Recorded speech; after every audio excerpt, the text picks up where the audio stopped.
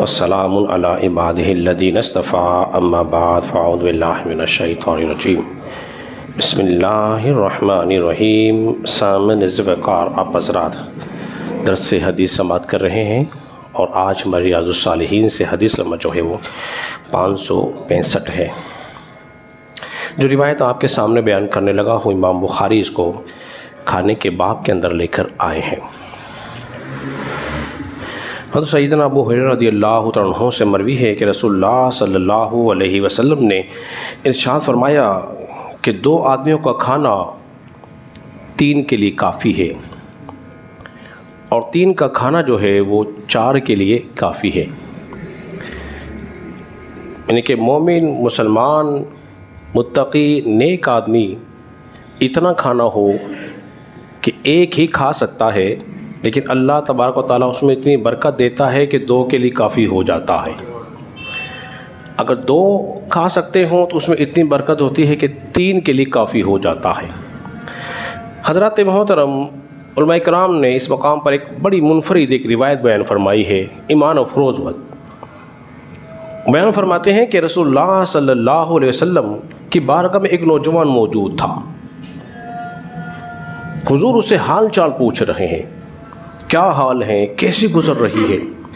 ابھی بات ہی ہو رہی تھی کہ جبریل آ گئے، اور آنے کے بعد عرض کیا، یا رسول اللہ صلی اللہ علیہ وسلم، جو نوجوان آپ کی خدمت میں حاضر ہے نا، اس نے کل ظہر کے بعد انتقال کر جانا ہے۔ عصر سے پہلے ظہر کے بعد اس نے انتقال کر جانا ہے۔ نبی پاک علیہ الصلوۃ والسلام نے جب بات سنی تو آپ کی آنکھوں سے آنسو جاری ہو گئے۔ جبریل تو چلے گئے، حضور نے اس سے پوچھا، اے نوجوان، کیا حال ہے، کیسی گزر رہی ہے۔ وہ نوجوان جو تھا نا، رو پڑا، عرض کرنے لگا، یا رسول اللہ صلی اللہ علیہ وسلم، جب سے آنکھ کھولی ہے نا، میں نے غربت ہی دیکھی ہے، اور غربت میں اس قدر گہرا رہتا ہوں کہ کوئی میری طرف توجہ نہیں کرتا۔ لیکن رسول اللہ کی رحمت دیکھیے، آپ کی محبت دیکھیے، جسے کوئی اپنے پاس بٹھانے کو تیار نہیں ہے، رسول اللہ نے اپنے پاس بٹھایا ہوا ہے، اس کی دل جوئی کر رہے ہیں۔ غریبوں سے پیار کرنا رسول اللہ کا طریقہ ہے۔ پیار کی باتیں ہو رہی ہیں۔ حضور علیہ الصلوۃ والسلام نے پوچھا کہ اب یہ مہمان ہے، کل اسے انتقال کر جانا ہے، بتا تیری کوئی خواہش ہے، کوئی حاجت ہے، کوئی تمنا ہو تو آج بیان کر۔ بس یہ بات سننی تھی۔ کہنے لگے، رسول اللہ صلی اللہ علیہ وسلم، کیا تمنا بتاؤں۔ غربت نے ایسا گھیرا ہوا ہے، ایسا گھیرا ہوا ہے کہ کبھی زندگی میں نے میٹھا نہیں کھایا، کبھی میٹھا نہیں کھا سکا، اس قدر میں غربت کا عالم۔ نہیں، پاک علیہ الصلوۃ والسلام نے اس کی بات سنی، اور فرمایا، رسول اللہ صلی اللہ علیہ وسلم، میں اکیلا تنہا ہوں، نوجوان ہوں، زندگی کی ایک ہی خواہش تھی، لیکن آپ کی ہماری خواہش کیا ہے؟ ہزاروں خواہش ایسی کہ ہر خواہش پہ دم نکلے میرے ارماں، پھر بھی بہت کم نکلے۔ اور کوئی خواہش؟ عرض کی، رسول اللہ صلی اللہ علیہ وسلم، تنہا ہوں، نوجوان ہوں، خواہش یہ تھی کوئی ایسی نیک بیوی مل جاتی۔ خواہش دیکھیں، ایسی نیک بیوی مجھے مل جاتی کہ مدینے کے سارے لوگ سو رہے ہوتے اور ہم مصلی پر بیٹھ کر رو رہے ہوتے، اپنے رب کو مناتے۔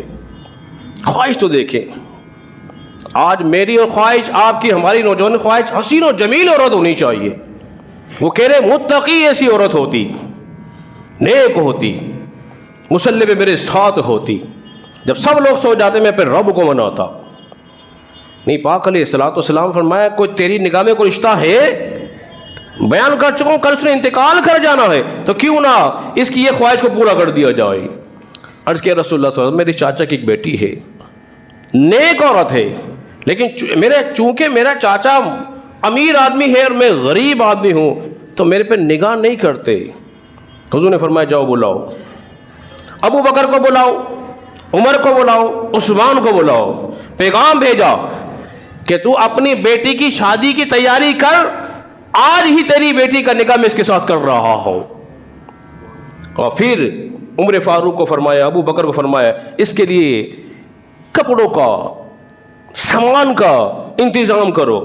عثمان کو بلایا، عثمان ایسا تم نے لذیذ اس کے لیے حلوہ بنانا ہے کہ اس نے کبھی ایسا لذیذ حلوہ کھایا کبھی نہیں ہوگا، تاکہ اس کی خواہش کو پورا کر دیا جائے۔ سارا کام ہو گیا، نکاح بھی ہو گیا، اب مسئلہ تھا کہ گھر میں رکھنے کا۔ ایک صحابی رسول نے عرض کیا، رسول اللہ صلی اللہ علیہ وسلم میں اپنے گھر میں اس کو جگہ دیتا ہوں۔ اب جگہ دے دی، کھانا بھی ہو گیا۔ حضور علیہ الصلوۃ والسلام نے فرمایا اگلے دن، دیکھو تم نے اس کے گھر کے پاس سے گزرنا ہے، اگر کوئی غم کی خبر آئے، رونے کی آواز آئے تو تم نے مجھے اطلاع کرنی ہے۔ اس نے ڈیوٹی کے مطابق ظہر کے بعد کے گھر پہ چکر لگانا شروع کیا گھر کے باہر، اور خبر آئی، اثر ہو گئی، لیکن کوئی رونے کی خبر نہیں آئی، کوئی غم کی خبر نہیں آئی۔ وہاں سے تو مسکراہٹیں بکھر رہی ہیں، ہنسی کی باتیں آ رہی ہیں، خوشیاں ہی خوشیاں ہیں، غم تو دور دور تک نہیں ہے۔ معاملہ کیا ہے؟ نہیں، پاک علیہ الصلوۃ والسلام نے رب کی بارگاہ میں التجا کی، اے اللہ یہ معاملہ کیا ہے، راز کیا ہے؟ جبریل نے آ کے بتایا تھا کل انتقال کر جانا ہے، نماز عصر کا وقت ہو چکا، لیکن کوئی خبر تو نہ آئی۔ اللہ نے فرمایا، اے میرے محبوب، ہونا تو ایسا ہی تھا جیسا کہ جبریل نے بتایا تھا، مگر جب تو نے اس کو دولہا بنا کر رخصت کر دیا، رات ہو گئی، کھانے کے لیے بیٹھے، جب کھانے کے لیے بیٹھے نا تو ایک سائل آ گیا، ایک غریب آ گیا، اور غریب آنے کے واسطے کچھ سے کھانا مانگا۔ اس نے جو کھانا کھایا تھا، ابھی کھانا ہی تھا، اس نے کہا کہ اے میری نیک بیوی، میری جو چاہت تھی کہ نیک بیوی مجھے مل جائے وہ مجھے مل گئی، اگر تیری اجازت ہو تو یہ کھانا کسی غریب کو نہ دے دے۔ اس نے کہا جی ٹھیک ہے دے دوں۔ اب کھانا غریب نے کھایا، وہ زندگی میں جس نے کبھی حلوہ بھی نہیں کھایا تھا، آج وہ بھی اللہ کی خاطر چھوڑ دیا ہے، خود نہ کھایا غریب کو کھلا دیا، غریب نے کھائی، روٹی کھائی، وہ کھانا کھایا، حلوہ کھایا، ہاتھ اٹھائے، اے اللہ اس گھرانے کو سلامت رکھنا، اس جوڑی کو سلامت رکھنا، ان کی زندگی میں برکت دینا، ان صاحب اولاد کرنا۔ بس اے حبیب اس کی دعائیں ایسی تھی کہ پھر ہم نے کیا کیا، اس کا جو فیصلہ تھا ہم نے اس کو بدل دیا ہے۔ زندگی کم تھی، ہم نے اس کی زندگی کو بڑھا دیا ہے۔ تو غریبوں سے پیار کرو، جب غریبوں سے پیار کرتے ہیں نا تو عرش کا رحمان جو ہے اس کی رحمتیں برکتیں حاصل ہوتی ہیں۔ اللہ رب العزت کی بارگاہ میں دعا کریں کہ اللہ تعالیٰ ہم سب کو سمجھنے اور عمل پیرا ہونے کی توفیق عطا فرمائے۔